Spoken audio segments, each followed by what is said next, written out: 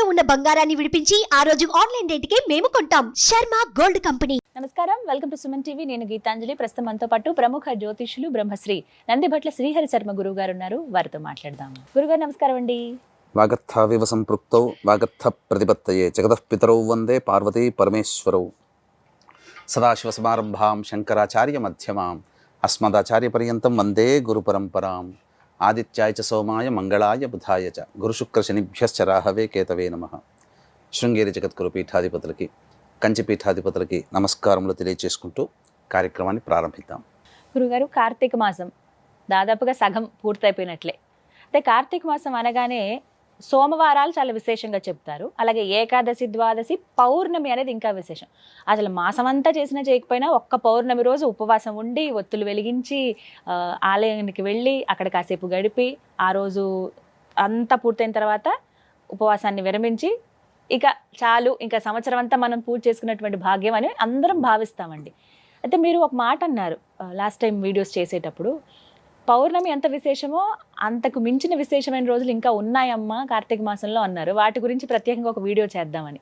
అయితే ఇంకా ఆ రోజు ఇప్పుడు ఉందా అండి, లేకపోతే 15 రోజుల ముందే పూర్తయిందా? ఆ వివరాలు తెలియచేయండి. ముందుగా వీక్షించేటువంటి సుమన్ టీవీ ప్రేక్షకులకి గమనిక, ఈ కార్తీక పౌర్ణమి సందర్భంగా ఊరు వాడవాడల అందరూ కూడా భక్తి ప్రపత్తులతో దీపారాధన, ఈ యొక్క ఈశ్వరుని ఆరాధన అనేటువంటిది చేస్తూ వచ్చారమ్మా. అవును.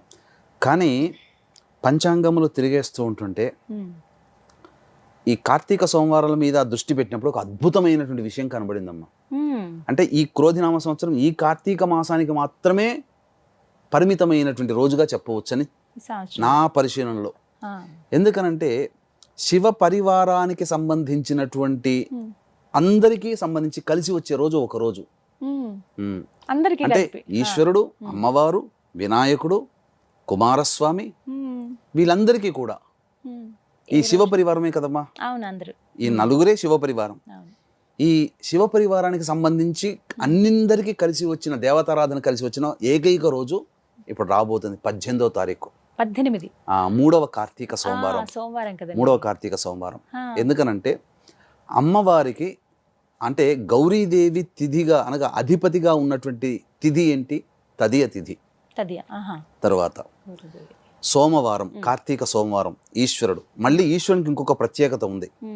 ఆ రోజున ఉన్నటువంటి నక్షత్రం ఏంటమ్మా? మృగశిర నక్షత్రం. మృగశిర నక్షత్రానికి అధిపతి ఎవరు? కుజుడు.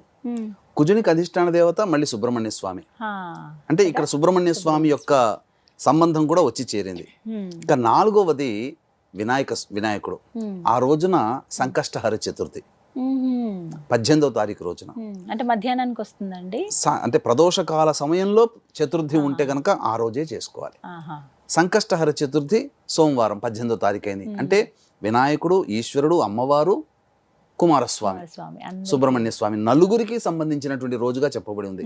కాబట్టి ఈ రోజున ఎవరైతే వీక్షిస్తున్నటువంటి ప్రేక్షకులు 3వ కార్తీక అంటే తెలిసి తెలియక కూడా చాలా మంది భక్తి ప్రపత్తులతో ఈశ్వరుని ఆరాధన చేస్తారు.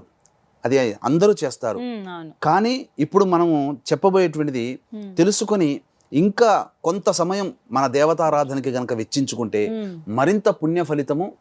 అసలు చెప్పాలనంటే ఈ కార్తీక మాసం అంతా కూడా చేసిన పుణ్య ఫలితం ఒక్క రోజుకే వస్తుందేమో అన్నంతగా ఆ కలయిక ఉందమ్మా.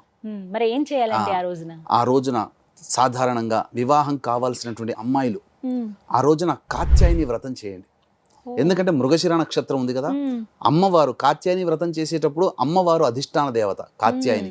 అంటే తదియ తిథి కూడా కలిసి వచ్చింది, సోమవారము అయ్యింది.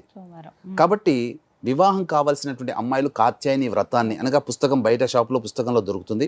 కాత్యాయని వ్రతాన్ని ఆచరించి ప్రదోషకాల సమయంలో ముత్తైదువుకి పిలిపించుకొని, ఒక్కరిని కానీ ముగ్గురు కానీ పిలిపించుకొని వారికి స్త్రీ అలంకరణ వస్తువులు అంటే అద్దము, దువ్వెన, కాటుక, గాజులు, రవిక బట్ట, పూలమాల, పసుపు, కుంకుమ ఇవన్నీ కూడా ఆ ముత్తైదుకి వాయనం ఇచ్చి ముత్తైదుకి భోజనం పెట్టి తాంబూల దక్షిణ ఇచ్చి చేస్తే ఆ వ్రతం యొక్క సంపూర్ణ ఫలితం దక్కుతుంది. ఇది వివాహం కావాల్సినటువంటి వాళ్ళకి. ఇక ముఖ్యంగా కుజదోషం ఉన్నటువంటి వాళ్ళు కూడా ఈ కాత్యాయని వ్రతం సోమవారం చేయొచ్చు. సాధారణంగా మంగళవారం నాడు చేసుకుంటారు. కానీ ఈ సోమవారం, కార్తీక సోమవారం మృగశిర నక్షత్రము తదియ తిథి కూడా ఉన్నటువంటి కారణం చేత ఆ విధంగా చేయండి. ప్రదోష కాలంలో ముత్తైదుకి దానం ఇవ్వడం. ఇక ఆ రోజున కార్తీక సోమవారం కదా, సోమవారం అండి. బ్రహ్మ ముహూర్తం లేచి చక్కగా ఈశ్వరుని చిత్రపటం, అంటే చిత్రపటం ఎలా ఉండాలంటే శివ పరివారం ఉండాలి, స్వామి ఉండాలి, అమ్మవారు ఉండాలి, పక్కన ఒక వినాయకుడు, ఇంకొక పక్కన సుబ్రహ్మణ్యం. కుమారస్వామి, వీళ్ళందరూ వాహనములతో సహా చిత్రపటం ఉన్నప్పుడు ఆ చిత్రపటానికి గన్నేరు పూలతో కానీ మల్లె పూలతో కానీ ఇలా ఏదైనా కానీ పుష్పించే పూలమాల వేసి చక్కగా శివ సహస్రనామము, గౌరీ సహస్రనామ పారాయణం చేయాలి. తర్వాత వినాయక అష్టోత్తరము, కుమారస్వామి అష్టోత్తరము, సుబ్రహ్మణ్య అష్టోత్తరం 3 సార్లు పారాయణం చేయాలి. తర్వాత వడపప్పు, పానకము ఇవన్నీ కూడా నైవేద్యం పెట్టాలి, చలివిడి కూడా నైవేద్యంగా పెట్టాలి. ఇక కుజదోషంతో బాధపడుతున్నటువంటి వాళ్ళు సుబ్రహ్మణ్య స్వామి అనగా శివాలయానికి చేరుకుంటే ఆ శివాలయంలో శివ పరివారం అంతా ఉంటారు. గణపతి ఉంటాడు, సుబ్రహ్మణ్య స్వామి ఉంటాడు, అమ్మవారు ఉంటాడు, ఈశ్వరుడు ఉంటాడు. ఆ రోజున చక్కగా అర్చనాభిషేకాదులు ఆ దేవాలయంలో గోతనామాలతో జరిపించుకోవడం ద్వారా వాళ్ళ సంకల్పం అనేటువంటిది అతి శీఘ్రముగా నెరవేరుతుందమ్మా. ఈ శివ పరివారం సంబంధించిన అన్ని కలిసిన రోజు ఆ ఒక్క రోజే ఉంది, 18వ తారీఖు. ఇక మరొక్క విశేషం ఏంటంటేనమ్మా, ప్రదోషకాలం సాయంకాలం 6:30 కల్లా తదియ వెళ్ళిపోతుంది, చవితి వస్తుంది. ఆ తరువాత మధ్యాహ్నం 3 గంటలకల్లా మృగశిర నక్షత్రం వెళ్ళిపోతుంది. అంటే ప్రదోషకాల సమయానికి సూర్యాస్తమయం 6:03, 6:04 ఉంది. ప్రదోషకాల సమయానికి శివుడి నక్షత్రమైనటువంటి ఆరుద్ర నక్షత్రం ఉంది. ఇంకా విశేషం అమ్మా సోమవారం. కాబట్టి ఈ ప్రదోషకాల సమయంలో ఎవరైతే ఉపవాసం అనగా పూర్తిగా ఆ రోజంతా ఉపవాసం ఉంటే మహాపుణ్యం అమ్మ. ఉపవాసం ఉండి ఈశ్వరుడికి అన్నాభిషేకం చేయించండి. చాలా ఆరుద్ర నక్షత్రం ఉన్నప్పుడు చేస్తారమ్మా. పైగా ప్రదోషకాల సమయంలో సోమవారం ఉంటుంది ఆరుద్ర నక్షత్రం. కాబట్టి దేవాలయంలో చేయగలిగే అవకాశం ఏంటంటే భగభగమండే అన్నముతో కాదమ్మా, అన్నముని పూలలాగా ఉండాలి. అంటే గంజి వారిస్తే చక్కగా వస్తుంది. మనం ఇంట్లో ప్రెషర్ కుక్కర్ లో పెట్టుకుంటే ముద్ద అవుతుంది. గంజి వారిస్తే చక్కగా పలుకులుగా వస్తుంది. కాస్త ఆరబెట్టి చల్లబడ్డ తర్వాత గోరువెచ్చగా మరీ వేడిగా కాకుండా ఆ ఉన్నటువంటి దాంతో అన్నాభిషేకం చేస్తే ఆ ఈశ్వరుడు ఆరుద్ర నక్షత్రము సోమవారము ఆ కలిసి వచ్చిన రోజు మాత్రం ఇంకా మళ్ళీ రేదమ్మా. అంతటి పవిత్రమైనటువంటి రోజుగా చెప్పబడి ఉంది. ఇంకా ఆ రోజున గనక అంతా ఉపవాసం ఉండి సాయంకాల ప్రదోషకాల సమయంలో చిన్న పని గనక చేస్తే సాక్షాత్తు ఈశ్వరుని కటాక్షం లభిస్తుందమ్మా. ఏంటి గురువు గారు? తప్పకుండా వీక్షించేటువంటి సుమన్ టీవీ ప్రేక్షకుల గమనిక, ఈ యొక్క కార్తీక మాసం ఆఖరి సోమవారం నవంబర్ 25వ తారీఖు రోజున తండ్రి వైపు 6 తరాలు, తల్లి వైపు 3 తరాల్లో కుటుంబంలో ఏవైనా దుర్మరణాలు ఉంటే అవి పితృదోషంగా చెప్పబడి ఉంటుంది. ఈ పితృదోషానికి గోకర్ణ క్షేత్రంలో నవంబర్ 25వ తారీఖు రోజున చేయించడం జరుగుతుంది పితృదోష నివారణ పూజలు. వీటి వల్ల కుటుంబ సభ్యుల మధ్య అవగాహన ఉండకపోవడం, పెళ్లిళ్ళు కాకపోవడం, సంతానం కలగకపోవడం, ఏ పని పూర్తి కాకపోవడం, ప్రతిదీ కూడా ఆలస్యం అవడం అనేటువంటిది జరుగుతుంది. ఈ అవకాశాన్ని ప్రేక్షకులు చక్కగా వినియోగించుకోగలరు. ఏం చెయ్యాలి ఆ సమయానికి అని అంటే అమ్మా, నిజంగా చెప్పాలంటే ఆరుద్ర నక్షత్రం అంటే సాక్షాత్తు శివ నక్షత్రం, పైగా సోమవారం నాడు కలిసి వచ్చింది. కాబట్టి చంద్రమండలంలో ఆకాశంలో చంద్రుని చూడాలమ్మా. చంద్రుని గనక చూసి చంద్రుని పక్కనే అంటే ఆరుద్ర నక్షత్రం ఉంటుంది, ఆరుద్ర నక్షత్రాన్ని ఆకాశంలో దర్శనం చేసుకోవాలి. దానివల్ల ఈశ్వరానుగ్రహం కలుగుతుంది. ఎందుకంటే ఈశ్వరుడి నక్షత్రం అది. అన్నాభిషేకం చేసి తర్వాత అర్చన జరిపించుకొని అనగా నక్షత్ర మండలంలో ఆరుద్ర నక్షత్రాన్ని దర్శించుకోవాలి.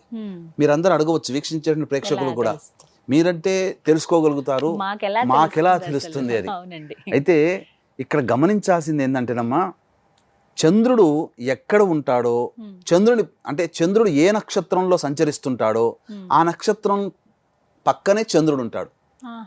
ఇది ఒక బండ గుర్తు. ఇప్పుడు ఈ రోజు మృగశిర నక్షత్రం, ఆ రోజున మృగశిర నక్షత్రం ఉంది. సాయంకాలం ప్రదోష కాలానికి మధ్యాహ్నం 3 గంటలకి ఆరుద్ర నక్షత్రం వస్తుంది. ఆ సమయంలో చంద్రుడు గనక ఆకాశంలో చూస్తే చంద్రుని పక్కన ఏ నక్షత్రం అయితే ఉంటాయో సమూహము, ఆ నక్షత్ర సమూహంలో ఉంటాడు. ఆరుద్ర నక్షత్రానికి ఆనుకునే చంద్రుడు ఉంటాడు. ఎందుకంటే ఆరుద్ర నక్షత్రంలో చంద్రుడు సంచరిస్తున్నాడు కాబట్టి ఇక సందేహమే లేదు. ఎలా గుర్తుపట్టడం ఆరుద్ర నక్షత్రాన్ని అంటే, ఆరుద్ర నక్షత్రం యొక్క రూపం ఎలా ఉంటుందంటే తాండవిస్తున్నటువంటి నటరాజు యొక్క స్థితి ఉంటుంది, ఇలా ఉంటుందన్నమాట. కాబట్టి మీకు ఆకాశంలో చూస్తే ఎక్కడైనా కానీ ఒక 3 చుక్కలు, 1, 2, 3 ఒక్కొక్క చుక్కకి మధ్య సమాంతరమైన డిస్టెన్స్ ఉంటుంది. ఆ 3 చుక్కలు ఒకే రేఖ మీద ఉంటుంటాయో అదే ఆరుద్ర నక్షత్రం. అంటే ఆరుద్ర నక్షత్రం చాలా నక్షత్రాల సమూహం. గుర్తుపట్టడం కోసం ఒక 3 నక్షత్రాలు ఒకే గీతలాగా వరుసగా ఉంటాయి చంద్రుడి పక్కన. అది ఆరుద్ర నక్షత్రం. ఒక్కసారి నమస్కారం చేసుకోండి. ఈ శివ దర్శన ప్రభావం వల్ల అన్నాభిషేకం చేసుకోవడం వల్ల, లేదా మామూలుగా నేను అభిషేకం చేసుకోవచ్చు. ప్రదోషకాల సమయంలో ఆరుద్ర నక్షత్రం ఉన్నప్పుడు వివాహం కావాల్సినటువంటి అబ్బాయిలు అమ్మాయిలు పటిక బెల్లం పొడిని నీటిలో వేసి ఆ నీటితో ఈశ్వరుడికి అభిషేకం. ఉద్యోగం కావాల్సినటువంటి ఎవరైనా కానీ, ఉద్యోగంలో అభివృద్ధి కావాలనుకునే వాళ్ళు, బదిలీ కావాలనుకునే వాళ్ళు ఎవరైనా చెరుకు రసంతో ఈశ్వరుడికి అభిషేకం. ఆరోగ్యం కావాల్సినటువంటి వాళ్ళు నెయ్యితో అభిషేకం చేసుకోవాలి. ఇలా పలు రకాలైనటువంటి ద్రవ్యములతో చేస్తే చాలా విశేషమైనటువంటి పుణ్య ఫలితం. ఆ ప్రదోష కాల సమయంలో చేసి అర్చన చేసి ఈశ్వరుని దర్శించుకోండి. చాలా పుణ్యమైందమ్మా.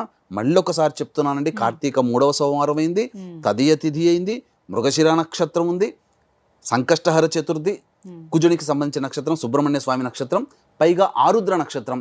ఈ 5 రకాలైనటువంటి యోగాలు కలిసినటువంటి శుభ సమయం అది. పైగా సాధ్య యోగం కూడా ఉందమ్మా, వణిజాకరణం ఉంది. ఇవన్నీ కూడా సంపూర్ణంగా యోగాన్ని ఇచ్చేటువంటిదమ్మా. కాబట్టి వీక్షించేటువంటి ప్రేక్షకులు ఏమాత్రం కూడా అలసత్వం చేయకుండా మీ భక్తి ప్రపత్తులతో ఆ యొక్క సంబంధించినటువంటి దేవతారాధన చక్కగా చేసుకోండి. మళ్ళీ చెప్తున్నాను, కార్తీక పౌర్ణమికి ఎంతటి విశిష్టత ఉంటుందో అంతకన్నా పరమ విశిష్టత ఈ 3వ కార్తీక సోమవారం రోజున ఈ యొక్క సంవత్సరంలోనే మనకు వస్తుంది. కాబట్టి అభిషేకం చేసుకునే వీలు లేని వాళ్ళు కనీసము 720 ఒత్తులతో దీపారాధన దేవాలయంలో చేయండి. ఆ ఆరుద్ర నక్షత్రం ఉన్న సమయంలో, అనగా 6:04 నుంచి 7 గంటల లోపల ఈ యొక్క దీపారాధన చేయొచ్చు. దానములు చేసిన ఈశ్వర సమూహం ఉన్నటువంటి రోజమ్మది. దీపదానం చేయండి, ఉసిరికా దానం చేయండి, సాలగ్రామ దానం చేయండి. ఇలా మీకు మార్కండేయ పురాణం ఆ రోజు చేయండి. పౌండరీక యాగం చేసినటువంటి పుణ్య ఫలితం కలుగుతుంది. ఇలా ఏ దానము చేసినా 6:04 నుంచి 7 గంటల మధ్యలో దాన కార్యక్రమాలు, దీపములు ప్రజ్వలించడము, అభిషేకములు, అర్చనలు, ఇలా మీకు శక్తి కొలది ఏది తోస్తే, మీ భక్తికి ఏది మీ మనసు అంగీకరిస్తే ఆ పని చేయండి. తప్పకుండా మీకు ఈశ్వరానుగ్రహం కలుగుతుంది. అది మీరు అనుభవించి తీరుతారు. ఆ శివానుగ్రహం కలిగిందంటే 1,00,00,000 వంతులో 10 కోట్ల వంతు మనకు లభించిన, మనం తరతరాలు కూడా ఆనందంగా శివానుగ్రహంతో జీవిస్తాము అని చెప్పడంలో ఏమాత్రం సందేహం లేదమ్మా. చాలా విశేషవంతమైన రోజు అని చెప్తున్నాను కదండి. తప్పకుండా, అంటే ఒక సెంటిమెంట్ ఉంటుంది చాలా మందికి, కార్తీక మాసం అంతా చేయలేకపోయినా పౌర్ణమి లేకుంటే 3వ సోమవారం చేద్దామని. అలా చేద్దాం అనుకున్న వాళ్ళకి ఇంకా మీరు ఇంకా చాలా మంచి మాట అన్నారు. నాకు తట్టలేదు ఈ పౌర్ణమి రోజున. ఎందుకంటేనమ్మా, పౌర్ణమి రోజున ఊరా వాడవాడాలు అందరూ చేస్తారు, కానీ చేయలేని వాళ్ళు కూడా చాలా మంది ఉంటారు. ఆ రోజు ట్రైన్ లో ఉండేవాళ్ళు, ఆడవాళ్ళు, మగవాళ్ళు వేల మంది, ఫ్లైట్ లో ఉండేవాళ్ళు, బస్సులో ప్రయాణం చేసేవాళ్ళు, సొంత వెహికల్స్ లో ప్రయాణం చేసేవాళ్ళు కార్తీక పౌర్ణమి రోజున చేయలేరుగా. అయ్యో, ఆటంకాలు వచ్చిన వాళ్ళు, ఆడవాళ్ళకి ఋతుక్రమం ఆటంకాలు వచ్చి, లేదా ఎవరైనా మరణించి వచ్చి మహిళా సందర్భంలో ఉండి ఆ రోజు చేయలేని వాళ్ళందరికీ కూడా ఈ 3వ కార్తీక సోమవారం నాడు గనక చేస్తే అద్భుతమైన ఫలితం అమ్మా. ఎందుకనంటే శివ పరివారం, శివ సమూహము, శివ కుటుంబము అంతా ఒక్క రోజున చేరినటువంటి రోజమ్మది. మళ్ళీ 4వ సోమవారం లేదు.